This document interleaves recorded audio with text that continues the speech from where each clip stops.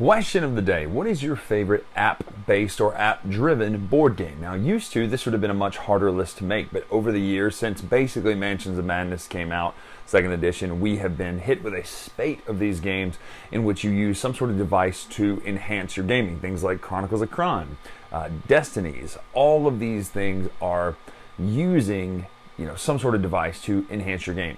And today we're talking about Journeys to Middle-earth, the Spreading War expansion. But let me know in the comments below what your favorite one is, because at first there was a huge debate: keep your games out of my digital, keep your digital out of my games. And then people realized, man, Reese's Peanut Butter Cups are delicious, and I want both of them together and merged really well, but not too much chocolate and not too much peanut butter. And finding the perfect balance of game and digital is really the fine-tuned step. And I dinged, I believe, Journeys, Destinies for that, because it felt to me, especially when playing solo at times, that you're almost playing a video game and you can ignore the board at times. Oh yeah, I forgot to move. Whereas some, you barely use it at all. It's more of an augmented reality sort of thing. So Journeys to Middle-earth was the first one was a big, sprawling Middle-earth game in which you are playing kind of zoomed out missions as well as zoomed in missions, and you will use the app to put your enemies out there. It keeps track of your campaign as well as an ongoing campaign, whereas Mansions of Madness is kind of one and done one shots. This is a long campaign, and there are several now. So let's take a look at Journeys to Middle-earth Spreading War expansion right now.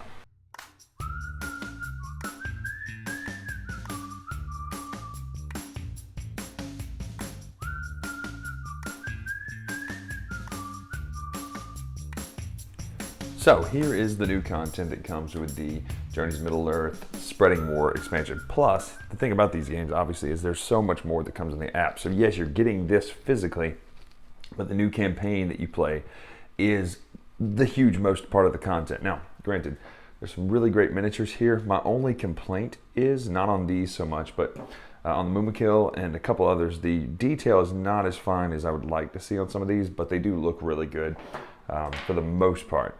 Now, the coolest part, obviously, are the new heroes. You get some legacy characters. You get Boromir with the Horn of Gondor. And then this is the one I'm most excited about.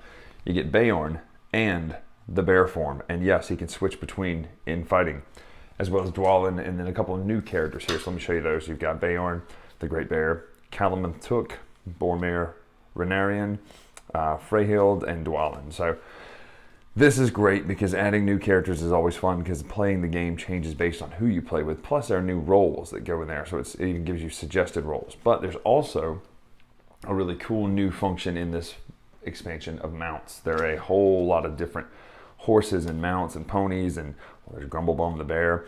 Meadowheart is a wolf, or is that a wolf? It's a sheep. There's an eagle right there, and so all of these can be equipped like an item, but the app actually keeps track of who has which mount, which is pretty cool. Back to these, Fell Beast, all sorts of really cool stuff, Warg Riders, as well as some new terrain tiles.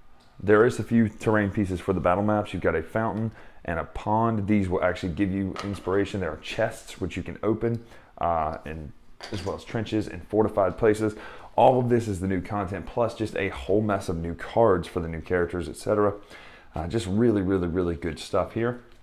But this is the physical components that come with it. I mean, for the most part, this is what you get when you buy this. But as we know, the app is what it's all about. And in the campaign, there is a huge, and we'll talk more about it in the final thoughts, huge sprawling campaign that has to do with Gondor and Rohan. And so you're seeing all of these components and how they're going to play out in the actual map itself. The first mission, actually, I'll tell you this right now, is pretty interesting, because you start by, you're on a battle map, but you're trying to convince Theoden and Denethor to actually fight the people who are clearly knocking at the door to tear down their kingdoms. And so it's interesting that, yes, it's a battle map, but the first thing you do is not battle. It's more like Mansions of Madness at that point. But that is what comes in Spreading War. If you have the obviously you have to have the base set, but this is a whole lot of content that comes in this expansion.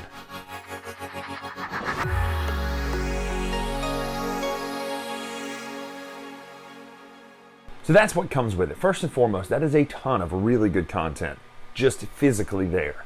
But even better is the missions in the campaign. I love how this adds, obviously, the new characters and the new weapons and all that stuff, but the new mounts. And I love how it keeps track of that. So to me, if you like Journeys to Middle-earth, this is obviously a no-brainer. Now, my still complaint about this game is the pieces are a little chunky looking to me. They don't have quite the fine detail I would like to see, especially in this day and age of games when you can go and look at, you know, a CMON or something like that and see that kind of art. Now, I get it, the price point is not the same either, but I would like to see just a little bit finer detail on some of these miniatures, or make them even less detailed to where it's either match the art, you know what I mean, and match the art of the cards that's so good, or make it more like abstract where they're almost like chess pieces, like a bust of the character instead of the whole character. At that point, I think then you would get kind of either the best of both worlds. And I, honestly, now that I'm thinking about it, I would almost like to see that, where it's a bust of each character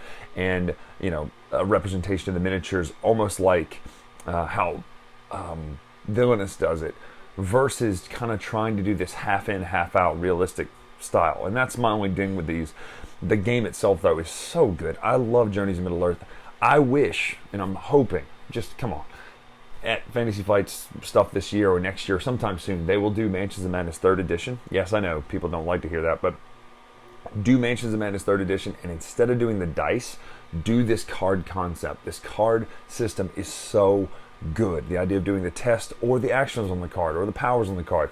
It is, to me, one of the best systems in gaming for using cards as multiple purposes, and Journeys to Middle-earth does it perfectly. So the expansion here is a no-brainer. You must, if you like the first one, you have to go get this one, or the base game, you have to get this one. It just adds so much great stuff. Bayorn's there, the mounts. This is so absolutely good and worth it that you're going to need this to pick it up, no matter what. So that is Journeys to Middle-earth, the Spreading War expansion.